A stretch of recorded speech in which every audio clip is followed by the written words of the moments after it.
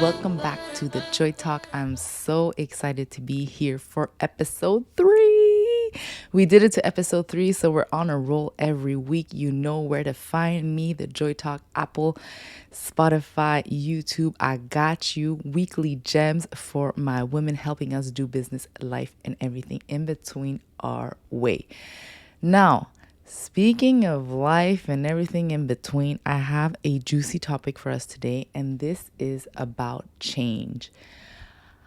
How do we manage change? How do we go through change in a way that makes us feel good? And how do we approach change in a more positive way? Because, like I mentioned in episode 1, change is inevitably part of our lives. And as women, we're kind of always in a transition. There's always a little bit of change happening. Either it's within us or whether it's external from us, whether it's in our environment. There's always some level of change happening. And it's important to know, how can we approach change? What's going on? What is the chemical reaction in our brain and in our bodies when we experience change? And how can we simply just make change a smooth sailing process? Because I don't know about you ladies, but when I go through change, I go through the motion. I go through the motion, and it's not always easy to understand what's going on in my brain, in my head, in my thoughts, in my body. Why am I reacting this way? And how can I just be better when it comes to changes? And I think a lot of us experience this, because I know a lot of women and I coach a lot of women and I see a lot of women, and a lot of women are telling me, like, I don't know how to do this change. So today, this is what we're going to talk about. How can we experience change in a positive way? And how do we better manage change? Because whether we like it or not, change is not always positive and change is not always negative, right? It's just part of life. Change is change. So let's talk about this today. Change. Okay. One thing's for sure is that change can be big with a capital C, and change can be small. And whether we experience big moments of change, such as getting married, newly wifey, like me, big change, having a baby, having a second baby, having a third baby, getting divorced, getting out of a relationship, moving from a city, moving from a country, moving in a new place, having a new job, changing careers, changing companies. These are usually the big C changes that we hear, but there's a lot of little C changes happening as well that are important to note and important to highlight, because they are as important and they have the same level of chemical reaction in our body and in our brains. So it's really important to also note that little change also is very, very important, and it needs to be highlighted in our lives. Little change can be something as simple as your kid is suddenly starting to talk a little bit more, is a little bit needy. Little change can be something as simple or as big in a way as you're deciding that you want to speak up a little bit more in meetings. You want to change a bit your mindset. You want to change your habits. Like, these little changes also come with a chain reaction that is important to note. And one thing is for sure, we all experience change in a different way. Change is something very personal to us. I could be experiencing some big C changes, and my friend out here, my girl, could be like, that's easy breezy. That's nothing. You got to see this in a positive way. And I'll be like, what? How can I see this in a positive way? This is some big C changes level here. I'm like totally imagining the scene with my girl. She knows who she is when I'm talking about her. But change is also very personal. It's something that is very personal to us, and we all experience change in a different way.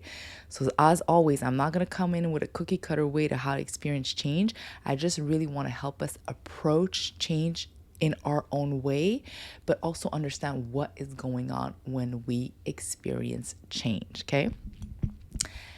Another thing, very important in case you didn't know, some change we can control, Some change we can decide, like we can decide to get married, we can decide to get into a relationship, we can decide to move countries, and some change we cannot control. We cannot control when someone we love gets sick. We cannot control when we experience a political worldwide change that impacts our countries, that impacts our way of living. We cannot control a pandemic. We can't, there's not always things that we can control when we experience change, but one thing we can control is how we are going to deal with this change. So, once again, always a chemical reaction that allows us to experience change in a more positive or negative way. It's all up to us. And I know, ladies, like some change is going to be negative and some change is going to be hard and sticky, but there's always a way for us to manage and make it our best way to manage it. Now, in order to experience change, I wanted to kind of override a little bit of the chemical reaction, right? I've been talking about the brain and your body and what's happening when you go through change. And I think it's pretty important to understand because when we understand what goes on in our brain, when we understand what goes on in our bodies, when we experience change, we're a little bit more able to be aware of what's going on. You know, when sometimes you feel like your heart is pumping and you're feeling a heart contraction and your head's all getting hot, all of sweaty all of a sudden. I'm like, maybe that's just me, but you know, that reaction that your body will have, that is part of the reaction from change sometimes. And sometimes your mind is going to go through and there's going to be a lot of thoughts coming in, and that's your mind experiencing the change. And just being able to understand and to know what goes on in our mind and in our body is going to allow us to right away pick on it and be like, okay, this is a reaction I'm having because I'm going through change. And I listened to the Joy Talk and she gave me a little cue. So this is what I'm going to do to manage the change and the experience better. Okay. I want to talk about our brains. I'm not no neuroscientist, obviously, but I've learned a lot about the brain through my coaching school, and I've learned a lot about the brain by experiencing different experiences and also by coaching women. So the brain is the biggest muscle we have. It's responsible for so many things. It's our mind, it's where we think, where everything happens, right? Our pretty big brain. And now I like to kind of explain the brain in three big parts. So the first part is your neocortex. Your neocortex is somewhere in front of your brain. It's in the front side of your brain, and it's the highly most evolved part of your brain. So in the book Think Fast, Think Slow, he will call this system 1. So system 1 is more like your intuition. You know what to do, you're really evolved, you're on like you're in the zone, you understand what's going on, you understand what to say, you're just really quick on your feet. You know when you're driving, when you have to stop, when someone is trying to cut you off, you know the reaction that you need to have. So it's just really that part of your brain that's highly evolved and that is allowing you to just do things in a smooth way intuitively. Second part of your brain, it's a little bit like in the middle, I would say. The neuroscientist in me is coming out. The limbic part of your brain. The limbic brain is your brain that is responsible for your behaviors and is responsible for your emotions. So it's really responsible to how you're going to react, how you are going to act, or how you're going to behave in certain situations. So that is your limbic brain. Now, the third part of the brain that I really want to emphasize on is, I'm always kind of checking if my mic is on because you never know, but this is why I kind of go down, but whatever. The third part of your brain that I really want to mention and that is really important to highlight when we talk about change is your reptilian brain. Okay, the reptilian brain is the most ancient part of your brain, is the prehistoric part of your brain that is responsible for your fight, flight, and freeze response. Fight, flight, and freeze response. So if you've heard all about this fight, flight, and freeze response, is the way that you react in certain situations that are not in your control. You're gonna fight, you're gonna flight, skirt, skirt, or you're gonna freeze. So that's part of your brain, the reptilian brain, that is responsible for that. And your reptilian brain, its main function is to keep you safe. So the reptilian brain, the oldest part of your brain, Its main function is to keep you safe and to make sure that everything is in control in your little life, okay? Or your big life. I shouldn't say little life. That's so not cute for me to say, but in your big life, okay? So think about prehistoric times. Reptilian brain was like, get the food, get the shelter, protect your family, make sure everybody's safe and good and has heat. So this is part of your brain that is really trying to make sure that you are comfortable and protected. But in today's day and age, this part of your brain also wants to keep you safe. And what is not safe in today's day and age is the unknown. The unknown is completely unsafe to a reptilian brain, and our reptilian brain does not like to chill in the unknown zones. It does not like to chill in the unknown zones because it is unsafe, air quote, for our brain. So think about this. Change is when you go from a situation you are comfortable and that you know, and you are going in a situation that you don't necessarily know or you're comfortable in, or you're changing or evolving into something else. So it has a certain level of growth and it has a certain level of unknownness. I don't know if unknownness is the word, but it has a certain level of unknownness.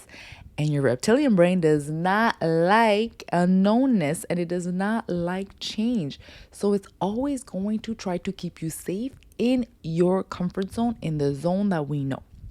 So why is this all important when it comes to change? It's because when we're going to experience change and when we will experience change, because change is inevitable, your reptilian brain is telling you like, no, no, no, no, no. We are not moving to another country. What if this happens? What if that happens? What if that happens? No, no, no, no. We're going to just stay here. No, no, no, no. We're not going to change our jobs because what if we suck at it? What if we're not good at it? What if like we're horrible? What if we hate the job? No, no, no, no, no, no. We're not going to get married because what if this. That's the part of your brain that's it's just trying to keep you safe though. It's not trying to work against you. It's just trying to keep you safe. So the reptilian brain is also very much responsible for your limiting beliefs. I can't do this. I'm going to fail. What if this happens? This is going to be horrible. Oh my God. If I do this, what if that happens? You know, the what ifs, the fear, the limiting beliefs that I can't do this, I can't do that. Reptilian brain is is responsible for that. But again, it's only trying to keep you safe because it's so cozy in the comfort world. It's so cozy in your comfort zone. It's like, why do we got to go out here and struggle and figure out how we're going to manage this new zone when we're comfortable back here? Let's just go back. But there is hope. The reptilian brain just wants to keep you safe. And once you know that, once you're able to identify like, okay, I'm going through change, all these things are coming up, all these thoughts are coming up, all these ideas are coming up, all these limiting beliefs are coming up, and they're not serving me. You can just be like, oh, it's my reptilian brain. It's you again. You're just trying to keep me safe. I'm not doing that today because I got to go through this change. I got to grow. I got to evolve. We got to do this. So once you know that your reptilian brain is trying to keep you safe, you can identify right away that this idea, this limiting belief, this talk, this negative talk sometimes that you're having within you, it's not real. It's just a form of protection. So once you know that, you're able to kind of put that aside and be like, okay, brain is trying to keep me safe. That means that we're going through change. We're going to go through something we don't know. Now, how am I going to manage this? And this is where we come in. How do we manage the fear of change? How do we manage the emotions and the behaviors that come through with change that are not necessarily serving us? So my first thing, I would say, first you identify that this is your reptilian brain talking to you, but then you try to replace fear with confidence. And you're going to tell me, Vanessa, yeah, that would be so easy for me to do, replace fear with confidence, like as if I'm eating Skittles. I know. Replacing fear with confidence means that you are going to use a dialogue that is going to be positive towards that change. So for example, I'm going to go experience a big change. I'm moving very far away from my home. And I could tell myself, like, okay, this is not going to work out. I'm going to miss everybody. What if something happens when I'm gone? What if I don't like it there? What if I don't have friends? What if, like, the country doesn't love me back? All these things. And I could just change my wording, change my dialogue by saying, I'm going to experience the most incredible experience of my life. I'm going into the unknown and I get to create a new reality for myself I could have never created back here at home. I am going to love this. I am going to make this a positive experience, right? It doesn't have to be like the full on fluffy flowers, but it doesn't have to be so negative. You can really try to use a little bit of positive actions within that. Second thing I would say is that when you're in your what if moments, what if this fails? What if I don't work out? What if my kids hate me? What if I'm not a good mom? What if, like, I don't do this right? What if everybody compares me to other people? Dialogue that I hear so often and that we hear within ourselves so often. Go deep in the what if. Go deep into what if. Be like, okay, I'm thinking, what if I'm going to be a bad mom? Okay. So you think this, you go deep into the what if. You're like, okay, I'm thinking, what if I'm going to be a bad mom? And then just kind of explore that. If I think I'm going to be a bad mom and I'm going to be a bad mom, obviously I'm going to work in a way to become a good mom because I want to be a mom that's a good mom. So you're going to really want to try to experience your what if and make sure that your what if is going to be positive for you. So you're going to really create a momentum for yourself. So explore the what if and go deep in the what if. Be like, okay, we're in the deep end of my what if that's negative. But then I'm like, okay, but this doesn't make sense. I wouldn't let myself be a bad mom. So I could turn back and be like, what if I just did my best? What if I'm going to make sure that I love and enjoy being a good mom? What if that is my reality?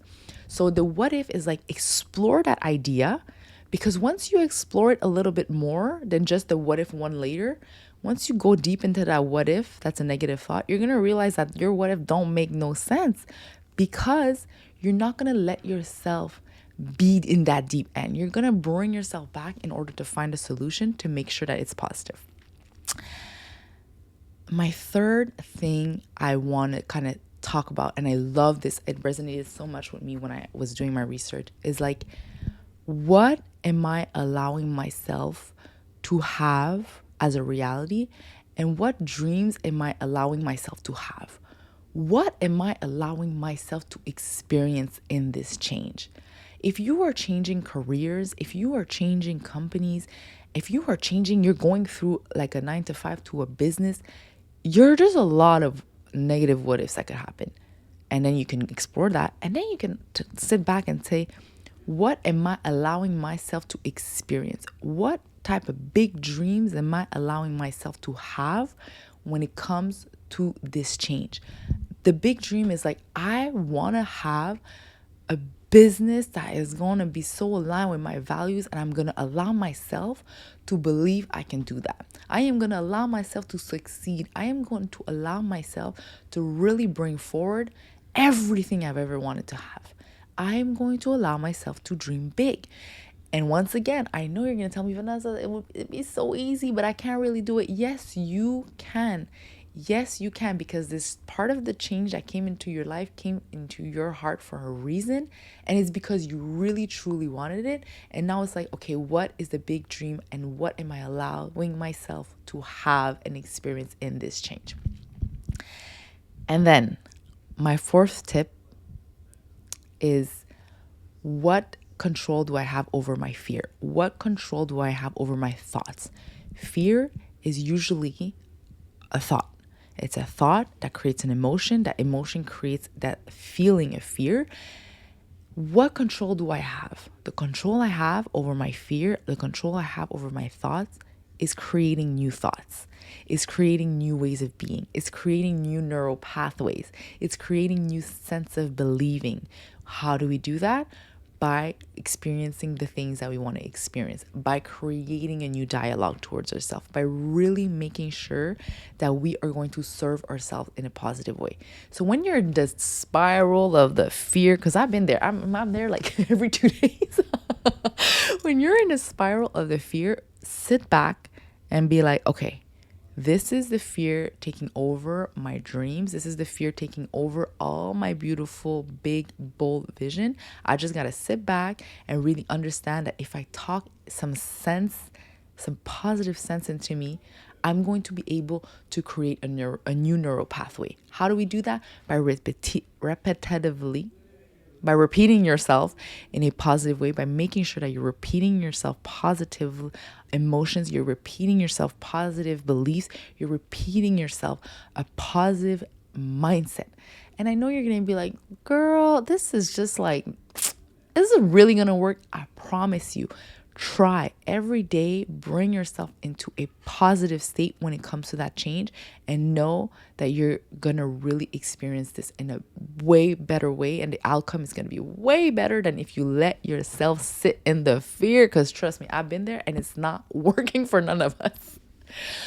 Now, one little disclaimer I want to bring forward, because it is happening in our lives, is change that we can't control. Change that we can't control that really have an impact on us. You know, when someone you love gets sick, when someone you lose your job, or when your kid is like turning into a teenager, and a teenager life, you're just like, oh, I didn't expect this one on my Pinterest board. There's going to be those times where you're going to experience change that's going to be a little harder, a little bit more challenging.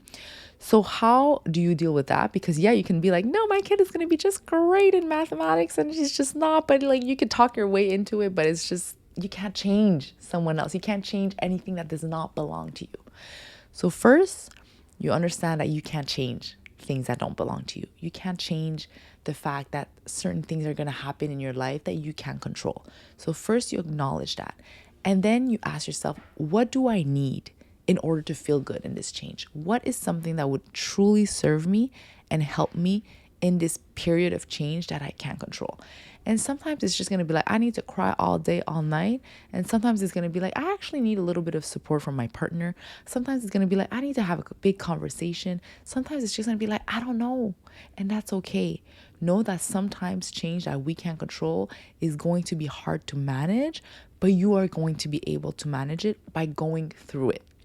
So the only way out when you can't control change that is really hard is to go right through it, because there's no other way. You can't escape from it. You can't hide from it. And you certainly can't hide from your teenager that was really hungry at lunchtime. You gotta just go through it and ask yourself, what do I need to make myself feel better in this moment that I can't control? Because remember, you cannot control change that does not belong to you. Okay. So that is that, my ladies, for episode 3, everything about change. Because listen, we're going to go through change. We're going to go through change internally. We're going to go through change externally. We're going to go through change in our decision making, in our mindset, in our bodies, and our feelings. We're going to go through changes in our relationship. There's a lot of change that we can control, and there's a lot of ways that we can make the experience of change so much better. And there are times that we're not going to be able to control it, but know that you can always control and manage and take care of yourself in any way, shape, or form when you move through change. Now, ladies, let me know what type of big C change or little C change you are going through right now. I want to know. Let me know how I can help, because, I'm all about helping. And also, thank you so much for tuning in to my 3rd episode. I'm loving everything I'm doing. This is my favorite part of my week. Well, I mean, I have a lot of favorite parts, but it's just one of my favorite parts of my week. I'm saying this because, my husband might be like, what? I thought I was... No, but for real, I really enjoy doing this, and I really want to make sure that I'm creating value for you. So if there's anything you want to learn about, tell me, and I will do my research, and I'm going to find the experts, and I'm going to make sure I get the gems for you. Now, if you haven't done so yet, please subscribe, please subscribe and follow me in whatever channel that you prefer to hear my voice or see my face. And make sure that you subscribe and share if you think that this gem or this video could be valuable for anybody experiencing change. Because, ladies, as a collective, we just have to grow together in order to become the best versions that we can be. And thank you so much for being here. I will see you next week.